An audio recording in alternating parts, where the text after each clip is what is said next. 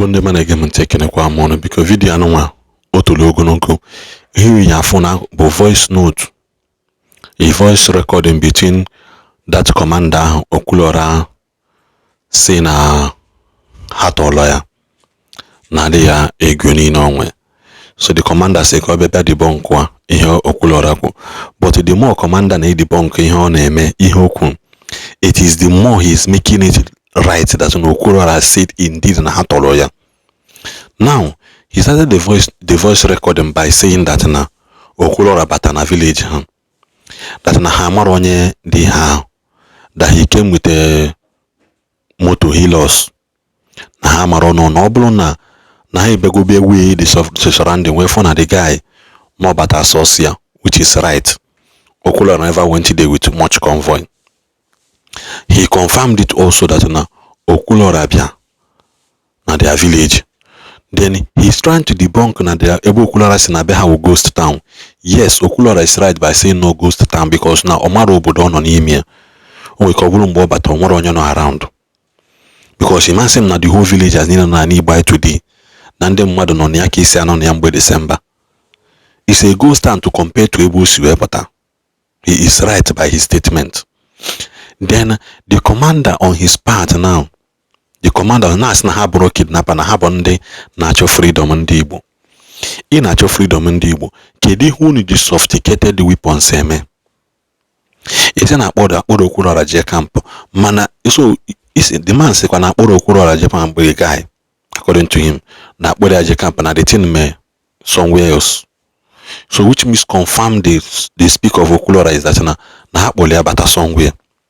No gwagwo that place the too much. Another confirmation from Okwuluora. Then unu yanukwa the voice note mgbe ọ sị na after mgbe nyanwa na chi atala azụ, that na ọ bụ na ha bụ kidnapper na ha ka ikechi anya ke ya udome ya nka. Chetekwa na mgbe Okwuluora sị na ha bịa na ọkada sombazia na mutie nyala egbe, yotago nyala egbe ebulie gaa somewhere happy idea until commander, they introduce him to commander, and this guy, this same commander, confirm na voice recording that na he mbakpole say no nwele onye jide bụ Okwuluora. He send the live picture, he has to confirm. Then we na theater that no n'ime town. So which means you guys are making are roaming around the streets. Unu na-abata n'ime villages, unu na-aba in between us. Unu nwabo ahụhụ ahụ na-ata nke mmadụ dosa. That's another confirmation. Now this voice record onye anụkwa mgbe ọ sịkwa that na ha ji na mgbe Okwuluora ha na Okwuluora meet o when onye Okwuluora ihe ya niile ma moto ya ma phone ya. He confirmed because Okwuluora never said na that ile. He confirmed na megini na ha nyere Okwuluora ego ya niile. Na ha nyere ya phone ya nye ya moto ya. Then nya we mepe ọnụ we ji Okwuluora kedu ihe o ya emelo boys. So which means you being commander or whatever you call your name as, so obuno on that kind of condition Okwuluora abejo ke he mellow boys, what will be your action? Iman say ke mellow boys see him. So your problem uno keta shows that na indeed nunu metulo Okwuluora aka nunu kpole ya, and you also confirmed that need na cha video Okwuluora me iweje iweje zi ka akpotale gị nwanne that boy ya erase the fund. So which means unu atoliaka. Unu people actually sent somebody to go and pick somebody for you. Nkiji webolo gine, nkiji webuli igwe, ko nkiji webuli PG, ko nkiji webuli eze ndị ụmụaka. Imagine the audacity. Na ipotagona asi ni Okwuluora kwete no yonyu no 500,000. O kwete yuri asigi na asi mmadụ ke ho yemele in that kind of condition. Imokwa iji hostage. Why not allow him to go? Must you request for anything from him? Kidnapping police. Kidnapping kotoma. Then you also you know where measure the highest blunder. Bonesi no do gidelia duputi main road, which is what Okwuluora confirmed. No do gidelia duputi main road, and you also said because natural open fire. Because Okwuluora confirmed that no you cool that place. So kezebo no where to ask. Ina asị ka Okwuluora je wetele gị bank statement ya. Mgbe Okwuluora si n'unu na liye ego dị na account ya ọkpọlụ na afa amount. Okwuluora na wetele unu bank statement ya o nke ji ebulu bank ko nke ji police. maka ndị na-asị Okwuluora jee police na why didn't he go and report to police? Do you guys consider the life they involve? What if tomorrow unu maka Nigeria dị? What if tomorrow mgbe Okwuluora je report ihe na police na ndị ahụ police did not do their work very well? Then ndị ahụ wee tụgharịzie wee sị Okwuluora okay after na free jeje kpọọla ya police ha wee try wazie Okwuluora wee gbuo ya. What will not happen in that case? Unu egekwa the voice note tolo ogologo. Then ma ndị na-asị Okwuluora you need ije print statement ọ na-enye gị statement of account nke ji ebula onye. So and the guys kwa no eje chọta POS nọ n'ime ụmụaka ahụ no ya achọta ya. So which means na unu nwere reliable POS that you guys can go and collect money. Unu nwere reliable POS unu na-eji anala ego. Unu si na unu na-azọ freedom na unu na-eme nke na unu na-eme nke ọzọ. Nnamdi Azikiwe zọta freedom of Nigeria. Ọ zọtala ya wite egbe na mma. Edom nọ na mkpịsị ka ọ zọtala ya wite oyibo asụlụ asụ. So it now confirms that we have Okwuluora kwuru na egbe unu nwere dị too much. What are you guys doing with such ammunitions? Gịnị ka unu ji eme? Gịnị ka unu ji eme? Isikwa na Okwuluora kwere unu nkwa 500,000 emecha anya unu 400 ụmụ nga gị ndị otu gị pụtakwaje na-alụkwa some money n'isi gị na ha ji 11,000 wee widoro ego na POS. So you want to clear you are trying to clear the name of your people. That no Okwuluora si na obodo unu bụ ghost town. That no obodo unu nwe ọ bụrụ unu emetụrụ Okwuluora aka oyi ekwu okwu. That is the bone of contention and you confirm no metụrụ aka. If you guys did not touch Okwuluora, can he now talk? Makwa amana na ihe anyị mere na automatically has opened the eyes of the government ebe unu nọ. Ọ bụrụ na gọọmenti achọburu itiri unu anya kịta before kita ka government here to anya. How do you guys even reason? Obuni be a very good commander mali and this kwa ni nwekwala oga. Obuni unu bu good commander mali mgbe enye send gị photo ifunu Okwuluora, why can't you tell them to let him go? Ikwulu ka ebe afọ Okwuluora anya man to man nke gị na ji wee bụrụ otu aka na odu ọhụrụ. Ikwulu bịa ka ebe afia man to man. Now he confirmed go so many things Okwuluora kwuru na his video, which means Okwuluora never lied against you people. Unu na ji ego. Unu na ali ego. Okwuluora never mentioned amount unu gwa ma iji ọnụ gị confess ya na osi unu na oyenye unu 500. Obulogo one on that kind of duress, won't you accept to pay money so that people go there? Then what are you guys young guys doing more here with egbe? So which means Obu no Okwuluora bụ ordinary person. Okay, unu ka you just Obu no bụrụ na dị popular. Unu ka you just unu kọ na ya mee unu chọọ ime onye ọbụla anawakwa in iwu chọọ isi wena. Unu siri unu fight for freedom mana this thing has in den ya gwe ekwumekwu na this thing unu mee will scare a lot of people in coming home. Now Okwuluora did not like confirm na voice no need eje bute nwanne the guy. So iwe wee gị n'obodo ịnọ isi na-echekwa ndị bụ unu ije tụtọrọ mmadụ ka ọ bịa prove nke iji wee police. So why can't you now come out n'ime ọhịa ahụ ka ịbịa gosi na eme ezigbo ihe? Why are you people hiding n'ime ọhịa ebe unu na-eme unu asị ka Okwuluora je report a police ọ nọ ya emele gị nke amele gị nke ọzọ? At the end of the day, si na akwụrụ Okwuluora ụgwọ ka ọ bịa criticize your village. Ọ na-criticize the village unu ọ bụrụ ọfọrọ Enugu steeti ọ nọ na ọ ya criticize. Ọ bụrụ na ọ bịbịa akwụrụ ụgwọ ka ọ bịbịa mebi ya afọ obodo unu. Nkunu ji wee mee gold mining na be unu, ka nkunu ji wee nwee coal, ka nkunu ji wee mee silver, ka nkunu ji wee na-egwute mmanụ na be unu, ka nkunu ji wee nwee refinery. Gịnị is more special about your village that Okwuluora can see and envy? Or commander ka ịkpọrọ onwe gị ka ịkpọrọ onwe gị nwa boy ka ịkpọrọ onwe gị na-enwekwa boss. Malamal, you have implicated your people for more tragedy. You have implicated your people for more tragedy. And as the complete voice note, no, amen. Mr. Fine Man, fine boy. Are you Mr. Franklin by name?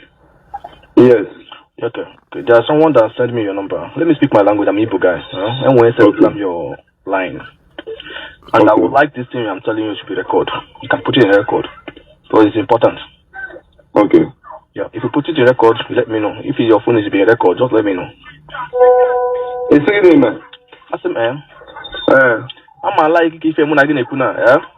Keep here in record with reason. Okay.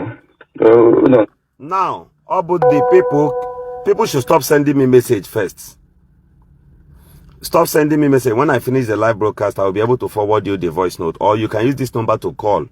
Hence, I am on this program of Mr. Franklin and called him on the phone and was like telling him his own side of the story. If actually Okwuluora was kidnapped or not. If Okwuluora was kidnapped or not. So, the commander, Umuoma Waka Ndenebunebe, is here now to defend himself on this particular call conversation between him and Mr. Franklin. Obiago TV, you're welcome, Honorable. So, listen. Let me record it now. Okay. Hold on, my bro. Be recorded. Okay, my brother. Yeah, I got it. Record. Okay. Yeah. I'm Mr. Fine Boy. That is what is it Omero or something like that is man. Okay. Yeah. One of the commander a potting own actually I'm one fine man not potting if you understand what I'm saying. Okay. Yeah. Because this is what I'm hearing now. What on or something like that. Okay. Yeah, because that's I wanted to debunk this now. I know how I got your line because I'm not going to contact Imo State. Omaka, yes. Yeah, so Omaka. Kamga direct to the point. The day, you know, we have security in this side. Everybody know that and we're better in Nigeria. Yeah. Okay. Yeah. We're better man.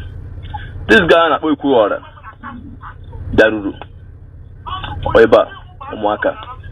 Yeah, he came to Umuaka because when he came, he lost, and our security is any security personnel he lost but Oluku so tangible and Oluku somehow suspicious, you know. Okay. In the process, my boy is not coming that then when some healers so bigger this side. We're thinking that maybe all those people coming to attack, Abraham may attack. You know, but the healers on the information we're having is the only one is one healers. But all in that there were email attack. They can't easily use one healers. Then we'll use more. The healers when they come is a more tanker. How many healers I will feel? But a more tanker will be like 20, 30 or 15. Okay. That's okay, maybe before another fire, I think I name innocent people. Something happened to them. Listen. This guy is the commander of the boys, they say the people that happened to Muhammad. He said he's now narrating what happened because Okwuluora uses he lost Takoma White. He said that suddenly that it came to pass that some of his boys called him on phone and told him that there's a Hilos entering the community. He said, okay, how many? They told him one. He said no, that they should not shoot. It might be innocent person. That was why they didn't open fire on Okwuluora. Get this point though. That was why they didn't open fire on. Check very well. That was they should check where it's innocent person. And I'm sure this guy, you know, after with this guy, by name. After they held Okwuluora, they looked at him. He said he is Okwuluora. Let's stand further. And then no moment to others. They say enough for the name for me. When his boys held him, he said his name is Okwuluora. They forwarded the name to him as their commander. Now listen. They follow this guy online. I'm this guy. Happen here. Actually, come matter more the person now. Okay, I was like 30 minutes because what happened me? Abraham Town. Mind you, this guy said Mbahaporomi na Abraham Town. He went to town. Now, collide this or compare this to what I said that from Umuaka to Owerri to the government house is about 15 to 20 minutes. Now he said that he took like 30 minutes. That he is in the town. Take cognizance. So the governor of Imo State, this guy in Abia town. Njaba, Umuaka is under Njaba local government. His Excellency, the allocation of that local government is more than 300 million naira. No road, no electricity, nothing whatsoever. This guy comes to the town freely, he moves freely. But the army will come and start attacking our innocent mothers in the village. I have to be raw tonight. Manonya Anabia town. Onya Jifuni, Mr. Franklin Akuzia on a phone. Record there. He even said that he's on TikTok. Did Okwuluora go to the police and report to the police authority? Okwuluora.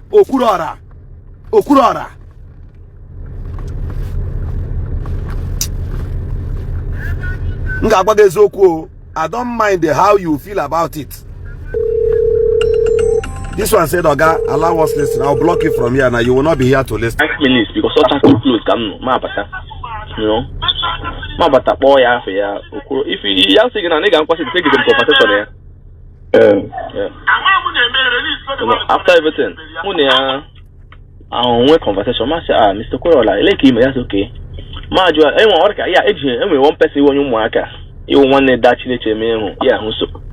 with one guy like that, but there are 3 number, My body, for like me, yes, money, we talk very well. I won't go here, catch you,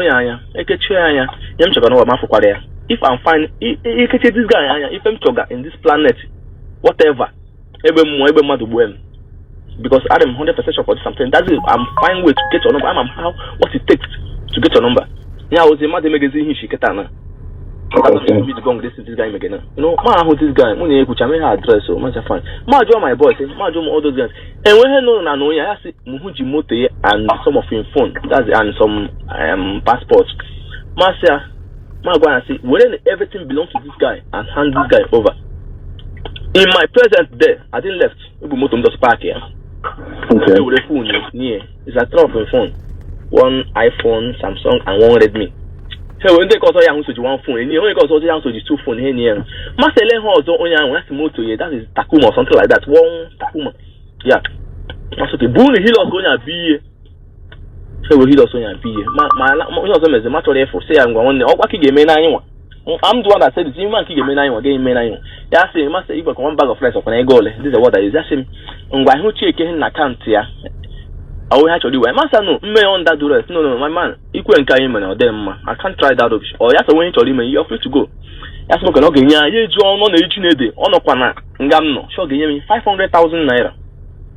Okay. Oh, it's not 500,000. I'm talking about man who carry. Come on, knows or even more to boom. If we matter one that him natural. Yes, so they 500,000 naira. Master, fine. I didn't talk the 500,000. Master, come on, Gamin, not so 500,000 naira. Only of Blamere. Into why may horse now in the Hamahati. I'm a high tist now. I'm also now because we are into law here. My driver out. Listen the next day. Now my boy, I became handy. I can say, Oga, now who's 400,000 naira at guy here? Master, you dealing and Gakusha 100,000 naira. This is what I said. She just like 100,000 naira, 400,000 naira. That's okay. Alpha. Yes, only POS. Now who use 11,000 naira? That's only POS. Are you hearing me? I'm not getting it. No, POS is 11,000. Yes, only POS. Now who use 11,000 naira? G with Wapotaya. Master, okay, fine. 11,000 charges were too much. Yes, now my take on Azea. So this is what that my boy told me. Then no, it's me 389,000. Master, if I present around such money, no. I use my own money, make it 11,000. I complete it 400,000. Even by my side, we now have some costs that we have some expenses, which almost 1.5 million naira expenses. And I called my boss, okay, to help me transfer 1.1 million. Can we go this guy in 400,000 naira? Can we just solve that problem in your name? I'm gonna send them the money. Maybe they go, this guy in a rubbish with 400,000. But see, what I wanted to let you know is that now this guy, what he told me in face, not giving me 500,000 naira. But to prove this thing, not to me find out the POS made this thing now. Come here, let me print alarm out. Let me confirm what this guy is saying. And I print out, I'm a talk away. Maybe I will send you my WhatsApp number. Send this for you. And this is okay, my old kidnapper. Near motor, Nye phone ya. When we kidnapper, ekechi humi anya. Or why should this guy nam or inside the barrack or whatever or inside camp? Chuko Kadiama ala megidem. This guy I don't know here, man. He may be a hall. People crowd is there. I don't know bad. Umaka Gaboso. Don't say Umaka will a ghost stand. A little more come a ghost stand. People are moving. People know us. I know they hide my face. Okay, my way kidnapper. Share my TikTok account. Share my WhatsApp account. Share my WhatsApp number. When you was on Metro, Master, okay, I am number. So far that I'm calling this guy, it's not picking my call. And I will make a video with name here. Even after this thing. Maybe if I have the WhatsApp number, when I'm making the video, I'll call you. I contacted okay, my way kidnapper. Now your number. Yeah, Lawa. This guy got latchy back. Says, "Oh my God, will go stand? No, but they be kidnapped. Why? Oh, what's all this guy now? 500,000 naira cost tendre. Alaya make them. But yeah, 500,000. Yeah, maybe Alomaka got to where. I'm trying to call it as security network in Enugu State. The information will only Enugu, but my boss will have to go there. Let's find this thing finished. If you wanted to call my people. Okay, my brother, I want to go do kita can transform your path. That Okwuluora, my friend, and here meaning Jimetio Yobo, yeah, but the third time now. Na apota Okwuluora ko help Maka. Yeah, many fundraising. My brother, I hardly I'm an Akason, but I hardly come home. Yeah. And I love that community to a point that now I'm a blogger. I know in the Fulham Franklin during the time Abago Mulo, but all on a page or cannot dear. He just type out Franklin. He got that now. He promote to get them over festival and the Madana demo. So to tell you how much I love my village. And I promote my cash. I get them not only fundraising. You understand? Now, in case you call that now, you know, Jerica, some people be safe, but how they are there. If you go to every mapao, that now we are that was in the night. Ka ima only do promo DJ. Ona ogedu. I hag the ruga. So I was worried because I was on Facebook now. I share that live broadcast. So when Okwuluora was online, I wanted to call Okwuluora. Because they're supposed to sleep in over that day. So get the woman the worried. I gotta get them here with my friend or some come I said that my mommy is the number Okwuluora. My friend the gaga. That's okay, I'm come down. So on the attack maybe 8 or 9 o'clock thereabout. If I'm not mistaken. Not a message from him that he was kidnapped. Okay, wait.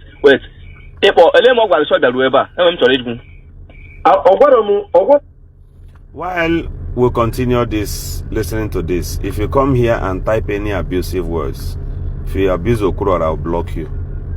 If you abuse yourself, I'll block you. If you try to insult me, I'll block you here. That's my discipline.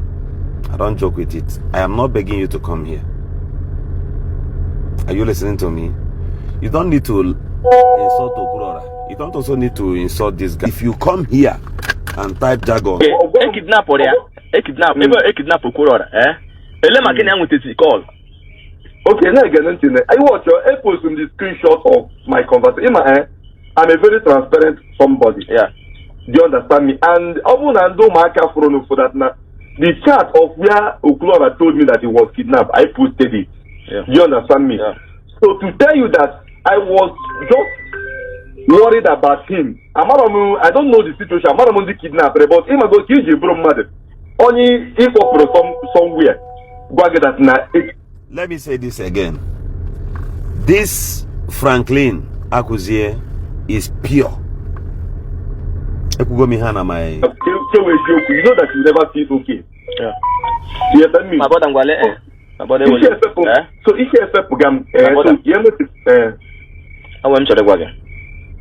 okay, Okwuluora is not being kidnapped. Okay. Okwuluora is not being kidnapped. We saw Okwuluora. Okay. I personally introduce myself. Who am I? to Okwuluora. Okay. Just send this my okay, my way a kidnapper, share my TikTok account. Okay. After when I met her, you will speak same number, Masama Oya. Mapoa. For a kidnapper Okwuluora, that they release it that day. Hey, chicken no winning. One way to them when they get me nine. Oh, Munigale, now I have Yamma, then the one I have Yamma. Yes, we'll talk, but what I do, man, I won't play you. Now, where's Shapatan and million a day? I got close to me. Young was my mood this video where you watch him a mokuye. The next day, I now can pick one that guy out to retreat. Smashing one that guy, come to that guy, because he was there, because I one of my boys, my boy, I'm the one guy on my here there, you call you mark. On the way going, yeah, one this guy. Yes, and I go fine boy or thereabouts. It's an able commando Mama Kesa again. Listen to me. I make video call with that guy. See, I'm going to I make my yaja. This guy, when you could, my fault, that my boy. This video, that guy watch a woman and had them. I can't who draw no shit. Okay, 500,000. Now who draw no so they must say a little. I'm actually no worry. Also, I know what I heard. Make contact creator back. What are you use the phone? I want to get it my phone. Gaga, not up town, she know 500,000 a Okwuluora. You may promise again. Okay, a shop in it about me. National, or you're just again again. Ngwalanya, Mr. When the letter, I went choke. Even with my with him, you can get that guy top that in him, wagon, maybe I send here. Even now, you bullshit, yeah. Autumn has my freedom, Maripanda here.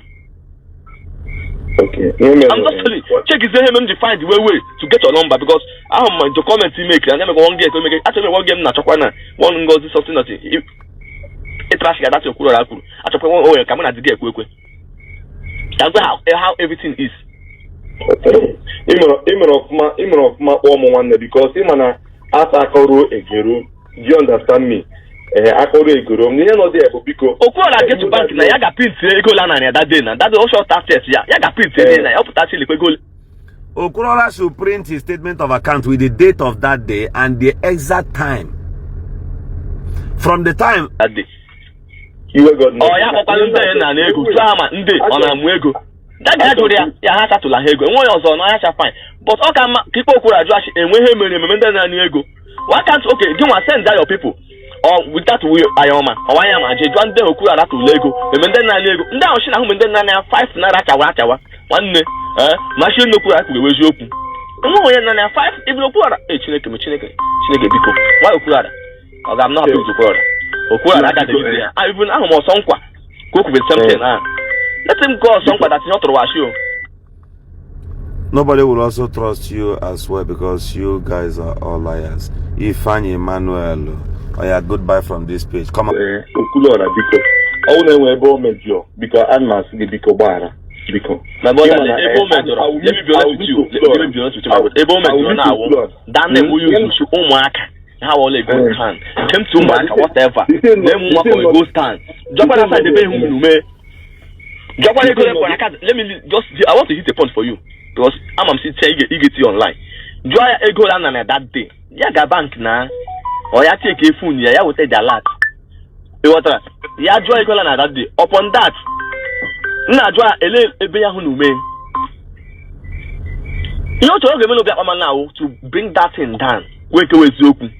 No ya jaka show in that 500,000 naira. This is only my own. This is only my pop. If not, even if we got our freedom tomorrow, I will still put it on my boss table. I mean it.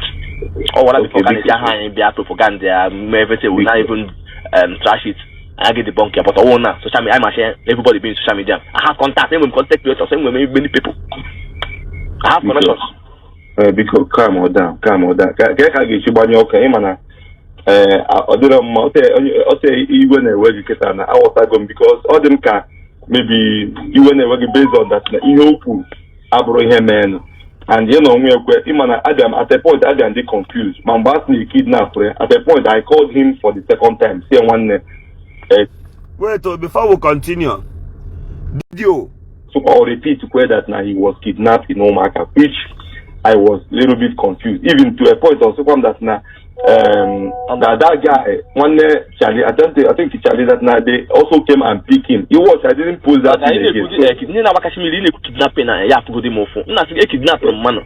maybe go down motie all him belongings na go men takuma na wa ihe ogwa maybe na kita ka ngota you ma ihe disiga akoro egero okwu na agwa m kita na I very very happy matter how happy I am because sometimes on abu it's only with the fact a balance here the thing and okwu na ekwu kita na picking it and for the fact that in the I repeat. Nobody has monopoly of wisdom. There was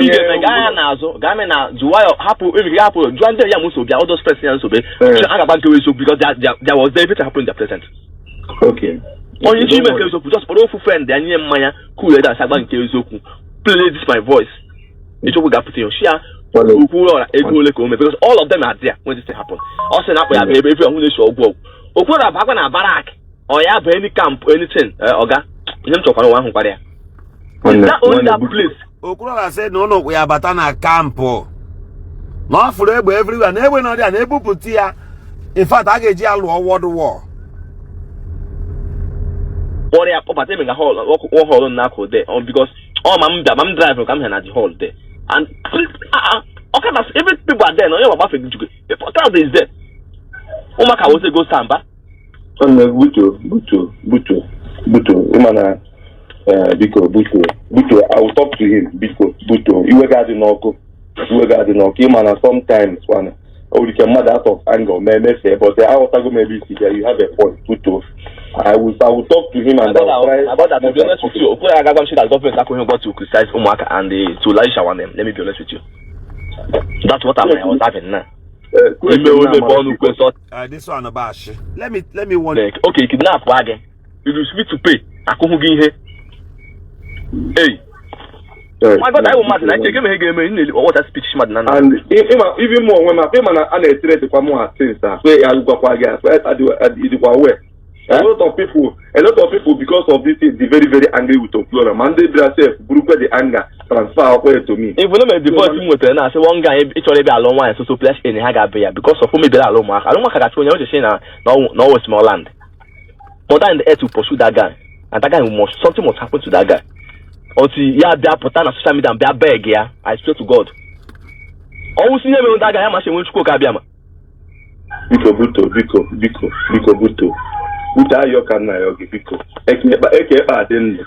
My brother, if you talk to Okwuluora, I hear me come now. Enye me 1 week. Ya, bola mo Okwuluora. Boya do no me asia ku nke eziokwu. Ya ga di come party stay. Mara. Ama ba on we fa on wa fibo ko wo, but yo, baka ba kwa fibo. Enwe ebe na emege. Because actually you could go live on that ground just bara biko. Bara. Me no ku from biko bara. Bara biko. Because one bara, don't do anything to harm him, just bara because I'm also no kitana only a lot of enemies. I've also from Omaka. Because him no one at all we can do young enemy I can enemy because young enemy let somebody who do me for one leg up or say or one young men introducing them better him not easy.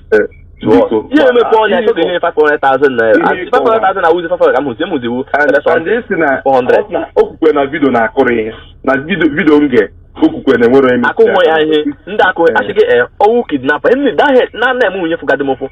Obu so kidnapper. One before you come I get killed. Kiche ya good egbo.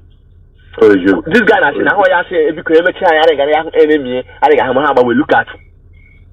Look at bara biko nwanne bara ayo kan yo ichokwa sekula yo biko bara nda only thing let my brother enwe him abule no be ihe o mi kime we agba David dan ya ku eziokwu. This is my own concern. Ya ku eziokwu ya me gwa osonkwa ku get that thing osonkwa we umu no ha so yes if no man osonkwa the videos ndo post here ndo plan make kaka omu a but o ma show ejimo post ejimo WhatsApp number dey post but o ma show omu on moi, donc some of all those things on my video game.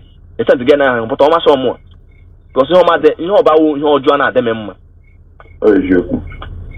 know what plan are doing. But I'm fine. Now in email now get one door job. But as far as I'm concerned, I will not allow something to happen.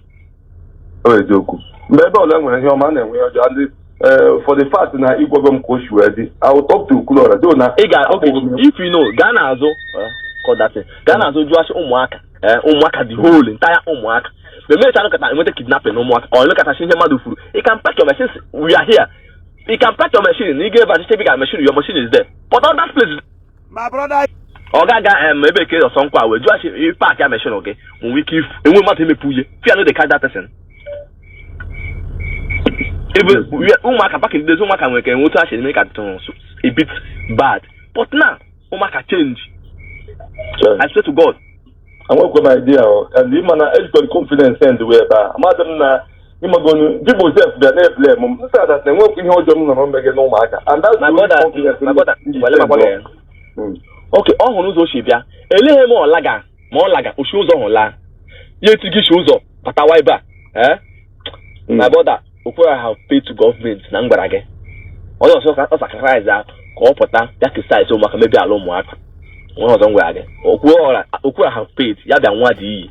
Because man. Any go, or maybe show work. I will talk to Okwuluora. But because I told him to have more. Because all my brother call about we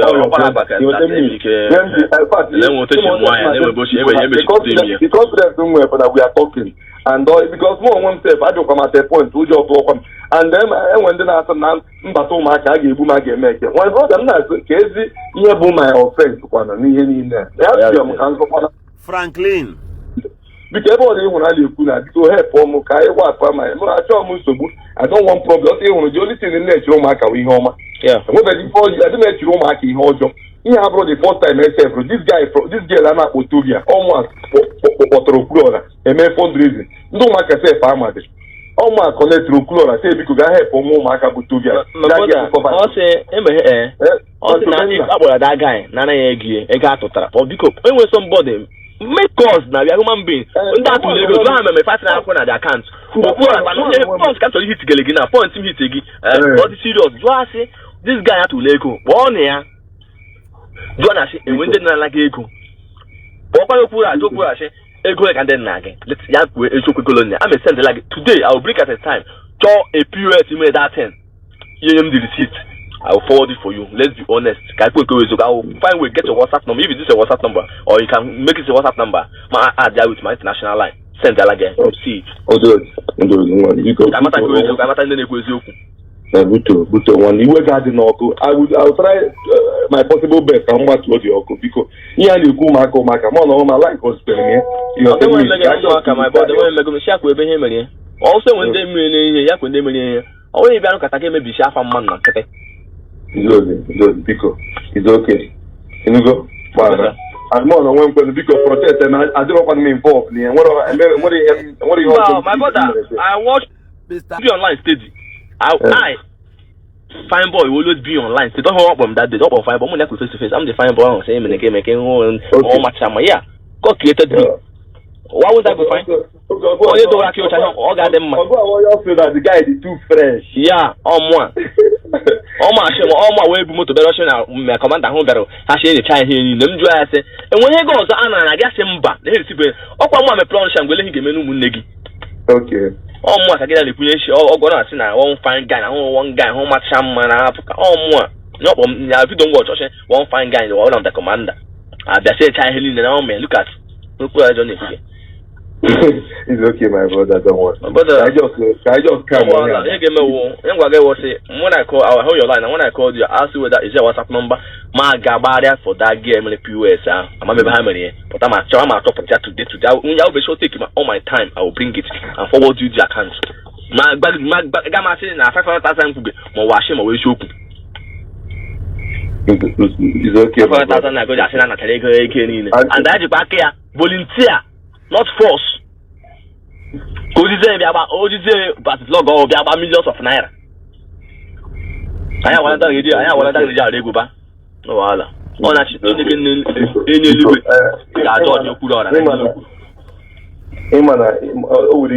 of anger,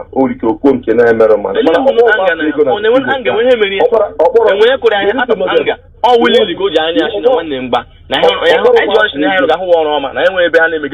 okay, I'm getting 500,000. I saw he gets almost 30. What's a take you, Nebaliala?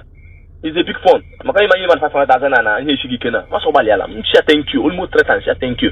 Maso the move. My boy asim bam na to your number. Maso okay. Man na your number ya. And I'm send like I'm made the video. Even okay, it's not picking my call. Get confirm akwa ho. And my number ya na. Ma wo it's over 4 days that be calling this guy. It's not picking my call. I'm join face to face. And that kwa ya I want to make boy put a record and join face to face Okwuluora. Ele mo na gikuru. Oh yeah, to me him could MG watch out again phone. But not let him know that I wanted to put it in record. What she again a record can hold me. Can call you man just saying e go like in danger. What happened? Go John Yakwe, my fault or again. I'll try to calm the situation because Butu. Okay, my brother. Everybody when I work Butu. And then that has gone more about no market. One now I'm about there alone Namosa Manumo. Mama that side, Baba Tazebi, or such like a believe young gun. Because I come wipe all my name. I own on the battery record because no, my brother see I swear to God, and when question on the battery record or whatever, and I watch him equal, when we make anything about him, my brother. And when I believe in Obi, what he wants is our freedom, nothing else. Okay. Even though you or him that booking him, okay, look at this side. It said any kidnap man stay the bank. After everything, now I watch our friends. 11 not only Linley. Now I was stand stop all those things. Villagers are happy. Oh Maka, you go do Maka and when you look at and when you see kidnapping no Maka. All you got to go say, but on all that other places on name. Other places on name. Yeah, I'm Saga for joy. And you may home before I got for joy.